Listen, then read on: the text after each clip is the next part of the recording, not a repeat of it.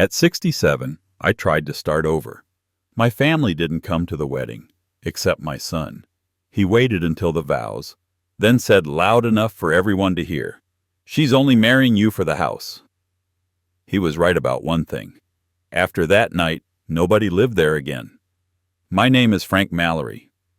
I carried mail for 38 years and carried my wife, Laura, through chemo twice. We built our cedar house the slow way: weekends, sweat, secondhand tools. After she died, I kept her red shoebox of letters in the hall closet and her wedding photo on the mantel. I am a steady man. I fix clocks, brew coffee at 5, and sweep my own steps. Eric is my only child. He was gentle as a boy and sharp as a teenager. Then money got between us. After Laura passed, he started talking about unlocking value in the house, like it was a savings account and not the place where his mother laughed. I became a grandfather last year. I wanted my family at my new wedding. I wanted peace at the table again. We chose a cheap gazebo at the river park because we did not want a show. The plastic chairs creaked when cousins we barely knew sat down. The park smelled like cut grass and a hint of hot dogs from a cart near the bridge. A boy in a red shirt kicked a soccer ball against a fence, and each thud found its way across the water. Mara's dress was plain and kind. Her hands shook only a little when she took mine. I remember thinking, keep your voice low, keep your feet under you, do the simple thing, and walk forward. I scanned the chairs and counted what was not there. No sister, no uncle, no neighbors from the block who could not bear to pick a side after Laura's funeral made everything brittle. Only my son Eric sat near the aisle with his chin lifted like a challenge. I told myself he had shown up, and maybe that meant a corner had turned. I told myself to forgive the weeks of sharp texts about the house because grief can twist a boy into a stranger and then back again if you give him a place to land. The minister started. The words were simple and good enough. Promise, honor, keep. I could say those any day and not lie. I looked at Mara and steadied myself. In my head, I laid out my next hours like mail in a tray. Rings, kiss, pictures, a small dinner at Rosie's, home by 8, turn off the porch light, hang my brass key on the hook by the door, make a pot of tea, sit with my new wife and breathe like men do after mowing the lawn. Quiet. Ordinary. That was the plan. Then Eric stood. He didn't clear his throat or look at me first. He spoke to the crowd fast and clean like he had practiced in the car. I had time for one thought: please do not do this here, before the words cut the moment short. People did not gasp, but I felt the sound pull out of the world.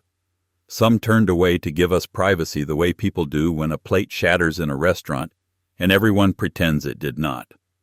The minister froze with a page lifted off the book. A gull screamed somewhere over the river and the sound stayed up there, circling.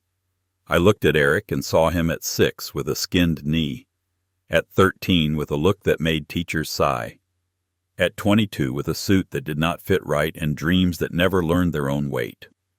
I looked at him at 35, a father now, a man I wanted to trust. I tried to find the small boy who once called dandelions flowers and put them in Laura's pocket. I could not find him. What I found was a man measuring a room with his eyes while his father stood at an altar. Time started again, but not where it had stopped. Mara's fingers tightened. I felt the old ache in my chest where Laura's last year still lived, a quiet, patient burn. I thought about the house. I thought about the red shoebox in the closet, and our wedding photo tilted 5 degrees on the mantel, and the brass key on its hook. If the house is a person, it is someone I have known longer than any of them. If it is a church, it is the only one I ever prayed in. If it becomes a prize, I lose both my son and my wife in the same week, only this time with applause. The minister lowered his eyes to the book because he did not know where else to put them. In my head, I ran through every path that did not end in a fight. Speak now, and it becomes a brawl. Speak later, and it becomes a ledger. Do nothing, and it becomes a habit. I heard my own rules come back to me from years on the route. When a dog tests you at a gate, step forward once and only once, and make your boundary with your posture, not your noise. My posture had to do the work now. I reached for words and found none that would not cheapen the moment further. People think anger is loud, but mine was narrow and cold, the size of a brass key in a closed fist. I promised myself one thing. I would not let my son decide who I was at 67. I would not let him decide what that house was. Not a prize, not a trap, not a bed he had not made.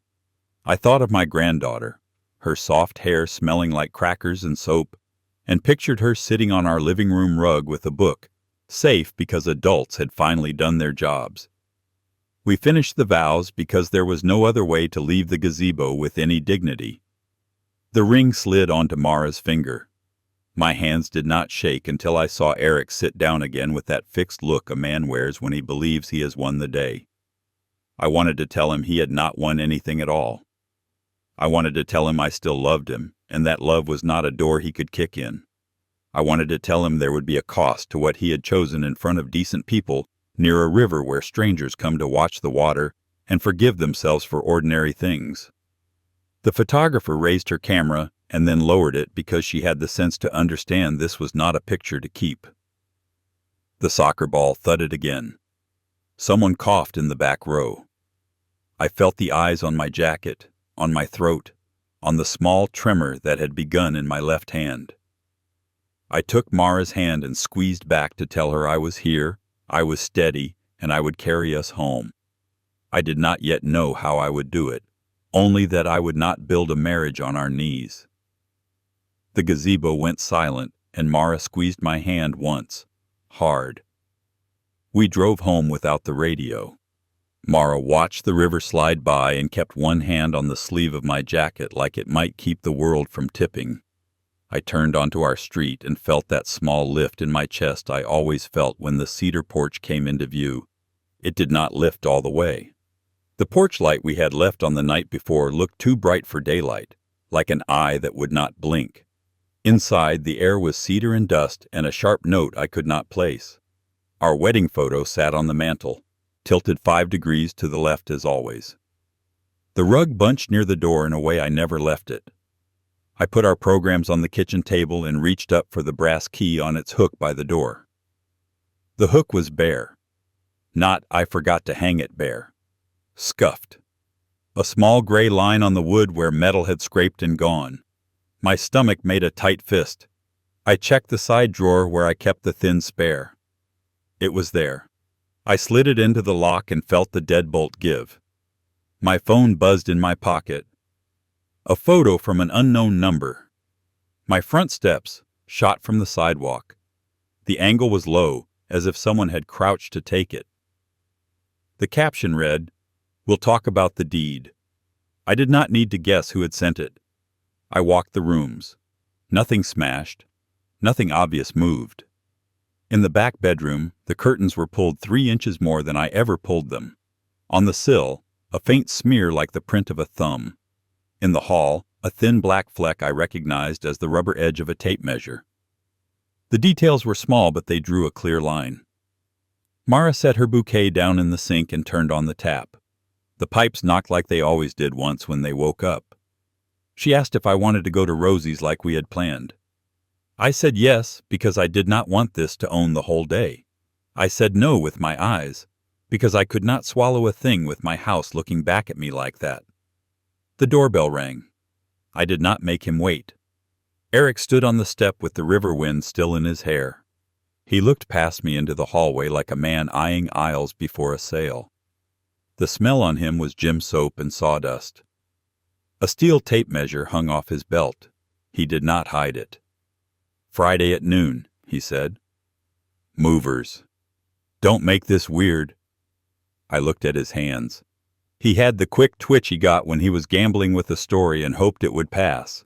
He glanced up at the empty key hook and smiled like he had remembered a joke he would not share. I did not invite him in. I did not step out. "This house is where your mother laughed," I said. Simple. Steady. He shrugged at the yard like it was a number on a page. "She won't last when the house is gone," he said, eyes flicking toward the kitchen where Mara's bouquet dripped in the sink. "We're just moving things along." He turned and went down the steps 2 at a time. The truck at the corner coughed and rolled away. I closed the door and leaned my head against the wood to feel something solid. My phone buzzed again. The same photo of the steps, closer now, the edge of the threshold filling the frame. Morning made the kitchen look honest. Light came through the blinds in narrow bars. The coffee pot clicked once and then held its breath. I set the wedding photo from the mantel on the table. I put Laura's red shoebox beside it because I needed the two of them in sight to remember who I was. Eric knocked once and walked in like he owned the hinge. He did not sit until I did. His eyes did a quick sweep of the room. He saw the photo, the shoebox, the empty hook by the door. He pulled a folded paper from his jacket and smoothed it with his palm. It was not a legal form. It was a plan. Paint colors, room names, a rough budget in the corner. He had been thinking in lists for some time. He set his phone on the table, screen down. The tiny gleam of a new key flashed on his key ring. Brass. My brass. He spun it with his finger like a coin. The sound it made was thin and metal and wrong in my house. "Prove she loves you without the house," he said. Not a shout, not a plea. He said it like an errand he wanted done before lunch. I did not reach for the paper. I reached for the coffee and poured 2 cups because I needed to do a simple thing with my hands. "Give me back my key," I said. He smiled without softness. "You'll get it Friday," he said. "You won't do anything." He slid the paper toward me. The top line read, "Master to be mine by June." Next to it, a small note about knocking down a wall. The handwriting was his. It was confident. It was not new. Boxes were checked. Dates were circled. This had not started at the gazebo. This had been growing in a quiet place, the way mold grows at the back of a fridge when no one looks. I thought of the nights I had been out front sweeping the steps while he stood in the yard making calls. I thought of the afternoon I caught him measuring the front window for curtains, and how I had let that pass because I was lonely and wanted to believe he was helping. I thought of the text he had sent to me by mistake last month that said, "In by Friday," and how I had deleted it to save us both a fight. He picked up the coffee, did not drink, and put it back down. His gaze kept sliding to the shoebox like it was in his way. I moved it an inch closer to me. "You don't get to turn me into a prize," I said. My voice came out low and sure. "You don't get to turn this house into a prize either." He pushed his chair back. The leg scraped the floor and left 2 new lines in the oak. He hooked the brass key off his ring and flipped it once, catching it with casual skill, then pocketed it like a coin he had won fair. "Noon Friday," he said, and tapped the folded plan with his finger. He walked out without looking back. The door eased shut on its latch. I sat alone at the table with the coffee going cold, the red shoebox, and the wedding photo looking up at the ceiling. His plan had a date. His hand held my key. I boiled water to feel heat I could control. Mara asked about a lawyer. I said not yet. First we had to decide what our home was, and what it was not. I opened the red shoebox. Laura's handwriting, round and sure, steadied my breathing. I pulled the yellow pad we used for groceries and repairs. That pad had saved us money and arguments for years. On the top line I wrote 4 words in block letters. "No one lives here." I did not know if the sentence would be heavy or light when it landed, but it felt true. I walked room to room and asked what each one meant now. I pictured my granddaughter on the floor with a book. I pictured Eric with a tape measure. I came back to the table, slid the wedding photo flat, and wrote the sentence again, darker. No one lives here. He had turned a wedding into a stage. I would turn the house into something that did not reward a public scene. He won't be even remotely ready for my revenge. But before we continue, please subscribe to the channel and write in the comments what time it is where you are now. I opened my email and printed a bank alert that flagged a deposit to a moving truck company. I printed a text thread he had sent me by mistake last month. In by Friday, he had written to his ex, in between notes about paint colors and rent-free months.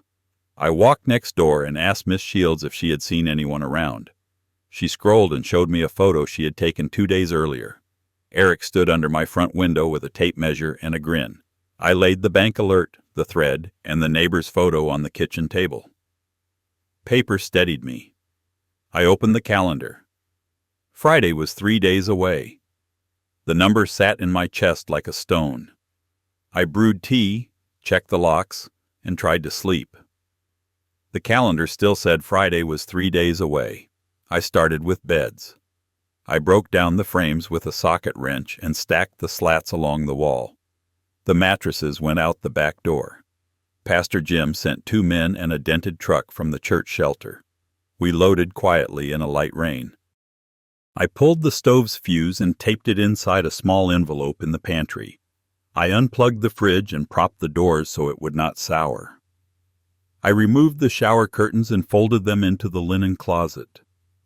Without beds and heat and cold, the house became a shell no one could sleep in.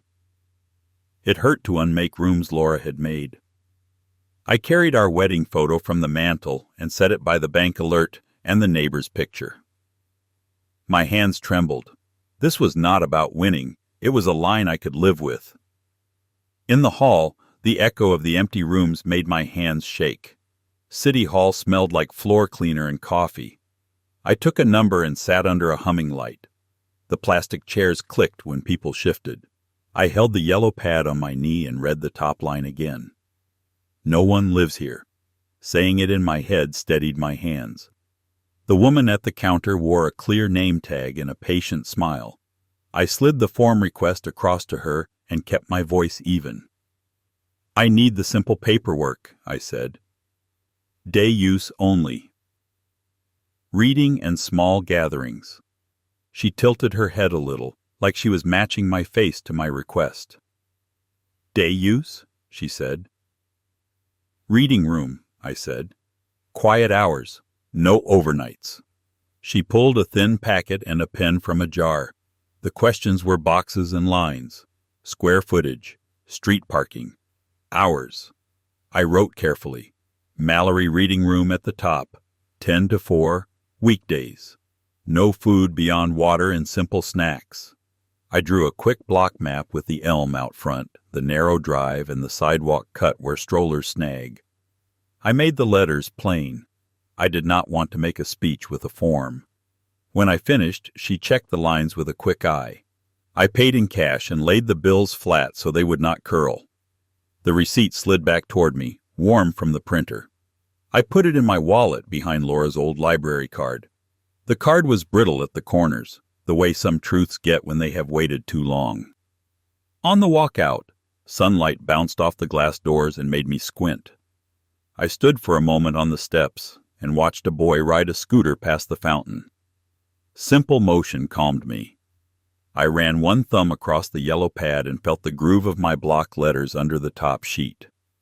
No one lives here. It did not sound cruel. It sounded like a fence line I could mow without hitting rocks. At the hardware store, Stan was behind the counter, same as always. I told him I needed a small bronze plaque, 2 lines, nothing fancy. He pulled a form and pointed at the box for text. What's it say? He asked. Mallory reading room, I said. Second line, in memory of Laura. He looked up once, then down again. Bronze will do right by that, he said. Pick it up in the morning. I signed and paid, then added a small set of screws and a bracket to the bag. On the way home, the radio stayed off. I wanted to hear the car and the street and my own breath. When I turned onto our block, the elm shook in a small breeze like it was giving me a nod to keep going. Back at the kitchen table, I printed a 1-page schedule. Day use only, clear at the top. Story hour at 10 on Friday. I slid it into a clear sleeve and set it beside the wedding photo and the yellow pad. The house felt less like a target and more like a promise made out loud. I opened the laptop and watched the City Hall portal. For a minute it said pending. Then the line changed. The clerk had set it straight, and I heard her voice again as I closed the lid. "It posts online at 5. I took the brass key to the locksmith just after lunch. The bell over the door gave a tired ring. The shop smelled like oil and old metal. A gray-haired man in an apron wiped his hands and picked up the key with care. 2 copies, I said, and a new cylinder to match. He held the key up to the light. "Old style," he said. "Good teeth." He cut while we stood quiet. The machine made a steady sound, a kind of work song I have always trusted. He slipped the copies into a small envelope and marked the label with a thick pen. We tested each one on the shop lock. They turned smooth. At home, I laid the parts on the entry table. Screwdriver, new cylinder, small dish for the tiny screws so they would not run away. I set our wedding photo upright where I could see it. Laura watched from the frame the way she used to watch me hang a shelf. Kind, amused, ready to hand me the level. The old cylinder came out without a fight. The new one slid in clean. I clicked the cover plate into place and turned the fresh key in the new lock. It caught and released like a sigh. I wrote the new door code on the yellow pad and folded the sheet once, then tucked it under the red shoebox in the hall closet. I canceled the guest code on my phone and watched the confirmation pop up. Access revoked. Then I opened the access log. The last entry stared back. The old code at 2:03 a.m., the night of the wedding. I did not need to imagine who it was. I printed the page and added it to the stack on the kitchen table. The bank alert. The text thread he sent by mistake. Ms. Shields' photo of him measuring windows. The new schedule. The papers were not a threat. They were a record, like my old route book with its tidy lines, proof that I had been there and did the job. I went to the pantry and taped a small envelope with the stove's fuse inside to the door at eye level. A note on the outside said, "Stove fuse. Do not remove. Simple words keep people honest." I checked the fridge doors and the open curtains and walked the house once, slow, listening to the way an empty room sounds when it is waiting for the right use. On the porch, I cleaned the glass with a rag and taped up a fresh sign in block letters. Mallory Reading Room. Day hours only. The tape made a quiet rip as it lifted from the roll, and then a soft seal when it met the glass. I stepped back and read the words like a stranger would. A couple walked past with a stroller. The woman glanced at the sign and gave me the kind of smile neighbors give when they do not want to pry, but want you to know they saw you trying to do a good thing. I nodded. The elm leaves stirred. Somewhere down the block a dog barked at a mailbox and then stopped, like it had made its point. I stood a little longer and felt my breathing steady. The house and I understood each other again. It would be used. It would not be slept in. That was the line. I reached for the door to go back inside, and as my hand touched the knob, the doorbell rang. In that doorbell's ring, I heard my future justice. The door was about to open, but someone was about to be locked out. I opened the door and stood aside. I had laid the table like a map for him to get lost in. The bank alert on top, the mistaken text, Ms. Shields' photo of him measuring my window, the access log stamped 2:03 a.m., the new schedule in its sleeve, and the yellow pad with 4 thick words. No one lives here. I set our wedding photo beside the stack so Laura's eyes would be on both of us. I wanted him to feel watched by the right person. He walked the same route men walk when they think rooms belong to them. Hallway glance, quick sweep of the living room, then straight to the kitchen table. He did not touch the papers. He looked at my hands first. Good instinct. A man's hands tell you if he is bluffing. Mine were quiet, flat on the wood. His right thumb twitched toward his pocket where my brass key lay on his ring. That flick was information. He was counting on the key to make the rest of it easy. Inside my head, I did my own count. He had the key. He had a truck reserved. He had already measured. He had told a crowd a lie about my wife and expected it to stick because saying things out loud can trick people for a day or two. My side of the ledger was steadier. The house could not be slept in. The paper trail was plain. The schedule put light on the hours.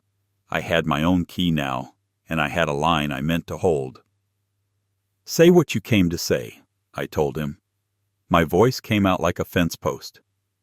"You won't do it," he said. Not loud. Certain. It was a test, not a sentence. I slid the yellow pad closer so the words sat right under his chin. "No one lives here." I did not add air to it. I let the silence make it heavy. He shifted weight, small but real. A shift like that is a nick on a rope. You pull again later and it snaps where it's been weakened. He told me I would not do it. I decided, again, that I already had. I did not argue in the kitchen. Kitchens remember arguments and replay them over coffee. I walked him down the hall and let the rooms give him the news. Beds gone, frames stacked, curtains folded tight. The fridge doors open to keep the stink away. The stove's fuse taped inside the pantry in a small envelope with my note, "Stove fuse, do not remove." I watched his eyes do the math. No bed, no heat, no stove, no shower curtain, not a home. A shell with a purpose that did not include sleep. In his old room, he stopped where the dust showed the shadow of the bed that used to be. He stared at the rectangle like it could bargain for him. I kept still. Men want you to fill quiet with mercy. Mercy is not the same as surrender. Mercy is clarity. Everyone keeps their dignity. I was offering that, and nothing more. I handed him Friday's schedule.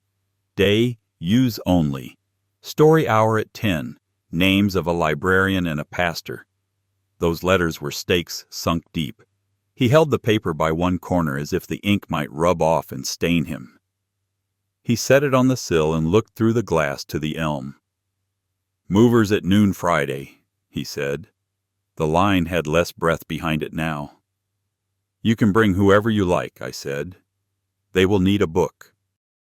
He searched my face for the old soft spot. There used to be one. That was true. Age can sand a man down or make him exact. I had chosen exact.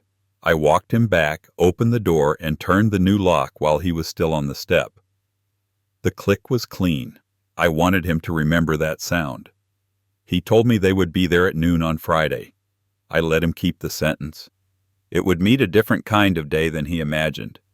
I do not like crowds, but I trust a room full of decent people more than I trust a private promise from a man who has already lied. I built Friday so it would not hinge on me raising my voice.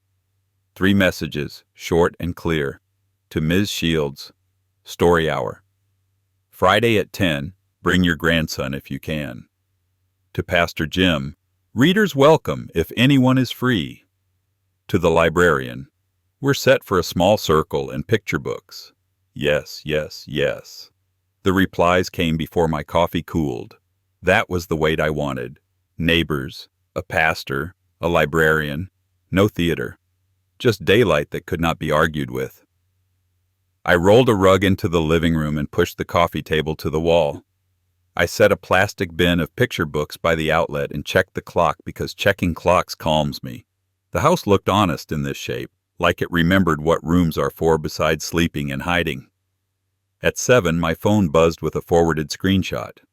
Eric in his group chat. Keys by noon, flexed arm. I printed it and slid it under the schedule. The second buzz was the same image from someone else. That told me his story had left his mouth and gone into the street where stories meet their friction. Good. Let the day arrive with witnesses, not a guessing game. I stood at the sink and listened to the pipes knock once and settle. My heart matched that rhythm. There is a kind of peace that comes when you've already chosen the hard thing and committed to it. I had chosen. The rest was showing up. Friday smelled like coffee and orange peel. Mara cut slices in the kitchen while I stacked paper cups into small, neat towers. The librarian arrived first with a canvas tote and a smile that had done this 100 times. Pastor Jim came with 3 women from the church and a man with a guitar. Ms. Shields stepped in with her grandson, who clutched a book to his chest like it was a secret he wanted to tell. "Start whenever you're ready," I told the librarian. My voice stayed low. I wanted the house to hear itself working. They sat on the rug. The guitar found a simple line. The first story began, small blue engine, stubborn hill, the kind of lesson that never wears out. I stood in the doorway and took inventory like a mailman at a row of boxes. Wedding photo on the mantel. Yellow pad on the table. Papers squared in a stack, not needed unless they were. My key in my pocket, warm from the walk back and forth. All of it said, "This is mine to keep in order." At 11:50, a white truck turned onto our block. Blue letters. Two men in caps climbed down and stretched. Eric stepped out with the stance of a man who has promised himself an easy win. He read the schedule through the glass. His face changed the way faces change when a man realizes the rules are not the ones in his head. He looked at me. I did not move. I did not wave him over. I kept my eyes soft because cruelty is cheap and I was not buying any. I turned slightly toward the room and spoke so only the children and readers could hear. "Keep reading," I said. The kids laughed at a line about a stubborn hill. The guitar carried the laughter up into the corners. Outside, the truck idled. Inside, the house did its new job without apology. I watched the truck roll onto my street. The children's voices carried through the screen like warm air. The guitar found a steady line. I stepped onto the porch and closed the door behind me so the story could keep its shape. Eric stood at the bottom step, hands on his hips, eyes scanning the house the way a buyer does before he makes an offer. His friends lingered by the truck, looking at the empty ramp like it was a promise that had lost its nerve. I had typed a simple letter the night before. 3 lines. I held it in my left hand and the new brass key in my right. The key felt heavy and honest. Behind the glass, the schedule shone in the light. Day use only. Story hour at 10. I let him read that first. "Here," I said, and passed him the letter. "Write an apology to Mara. Repay last week's charges. Accept day use only or do not come back." He tried to keep his face steady, but I saw the calculation break. He glanced past me at the living room and the small rug full of children. He read the lines a second time and then dropped his eyes to the paper I slid on top of it, his folded plan from my kitchen table. The top line stared back at him. "Master to be mine by June." In the margin, a note in his hand. "Lakeview for Dad by July. Tour next week." So this was the timeline. Not a hot-headed outburst, a schedule. The bank alert, the tape measure, the 2 a.m. code, the moving truck deposit, the group chat, and now the line I could not unsee, Lakeview, a place with long hallways and quiet televisions. He lifted his chin and tried to turn it into kindness. "You'd be taken care of," he said. "You don't need a whole house. This is better for everyone." The wind pushed a leaf across the porch, and it made more sense than that sentence. I thought of Laura's red shoebox in the closet. I thought of my granddaughter's fingers on a cardboard page. I thought of the mail I had carried to men who had lost their sons and still set out seed for the birds, because something small needed to be tended, and they still knew how. "You're not moving me anywhere," I said. "And this house is never going to be your ATM." Inside, a child laughed at a line about a stubborn hill. On the curb, his friends shifted and glanced at the empty ramp. It made a hollow sound in the sun, and I could feel that sound land in him the way a fence post lands when you drive it true. His friends looked at the empty truck ramp. We went back to the kitchen not to argue but to finish. The house kept its calm. The wedding photo stood on the mantel, angled just so. On the table sat the yellow pad, the bank alert, the mistaken text with "in by Friday" bold in its center, Ms. Shields' photo of him measuring the window, the access log stamped 2:03 a.m., the printed screenshot, keys by noon, twice from 2 different senders. All of it lay flat. None of it needed a speech. I set the pen on the yellow pad. He stared at it like a small animal he did not trust. The pastor stood in the doorway, not interfering, simply being the kind of witness who keeps a day honest. I pulled Laura's red shoebox closer to me. The lid was worn at the corners. I placed my palm on it because I needed to feel a thing that had held our words and not broken. "Write tomorrow," I said. "Make it clear. Do it now." He wrote, stiff at first, then faster. The letters leaned right, the way they did when he was a boy, lying about homework and rushing to make the lie look true. He finished and pushed the pad back. I read it. No excuses. Good. I slid it under the wedding photo so that apology would live where it needed to. "Now the card," I said. He opened his phone and repaid the charges he had slipped onto mine. Hardware store? Fuel? A run to the rental counter. Each line turned from red to gray. The printer hummed, and I set the return receipt beneath the wedding photo too. I did not gloat. Gloating is for people who like the sound of their own voice more than the feel of a fixed thing. He watched my hands and then looked around the room like he was searching for a softer version of me. There is softness in me still. Laura left me plenty. That softness belongs to my granddaughter, to the neighbor's children on the rug, to the woman reading with a voice that never rushes a word, not to this. "You're throwing away our home," he said. He meant my surrender would be easier for him to accept if he could name it as waste.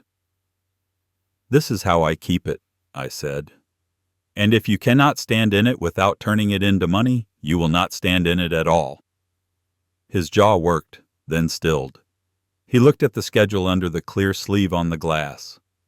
He looked at the pastor's quiet face. He looked at the red shoebox and the wedding photo and the brass key in my fist. He went to the door and paused like a man who wants to deliver a last line, then thought better of it. He stepped out.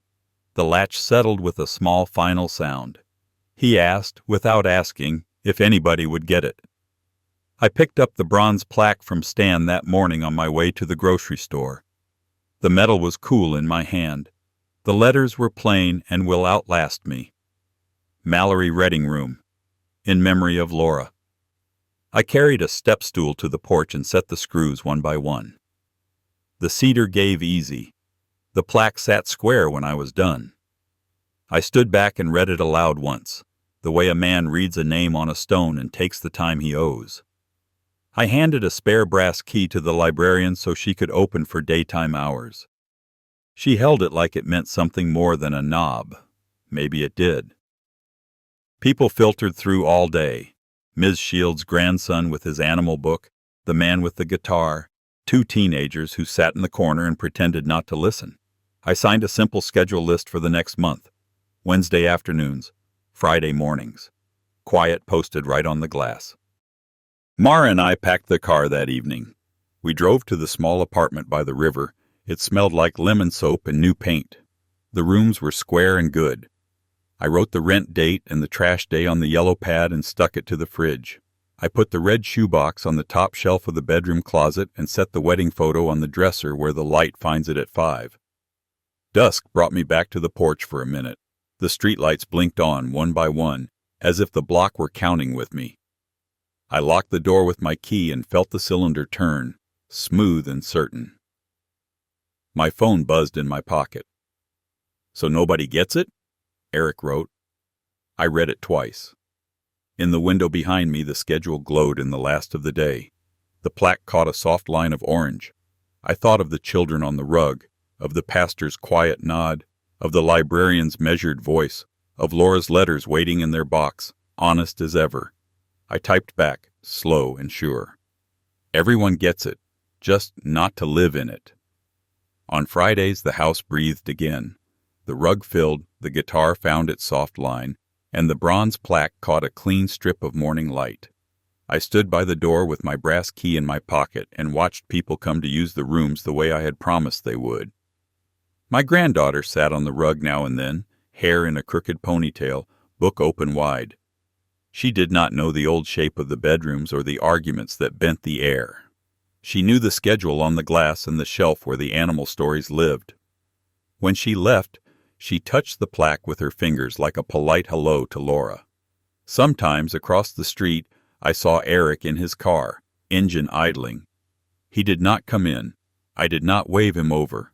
I wished him a good life in the quiet way a man can wish things without saying them. Some doors stay shut because they have to. At the apartment, I kept the red shoebox high in the closet and the wedding photo where the light finds it at 5. I wrote rent dates and small errands on the yellow pad and made coffee at the same hour I always had. The house held its line. So did I. At night, I locked the door and walked away knowing the stories would wait for morning. My family and my legacy have been protected. What weighs more in the end? Blood that pulls you back, or a boundary that lets you stand up straight? You know my answer, but I would also like to hear your opinions. Share them in the comment section below. My grandpa's worst really happened. I believe him. If you want more true tales stories like this, hit subscribe.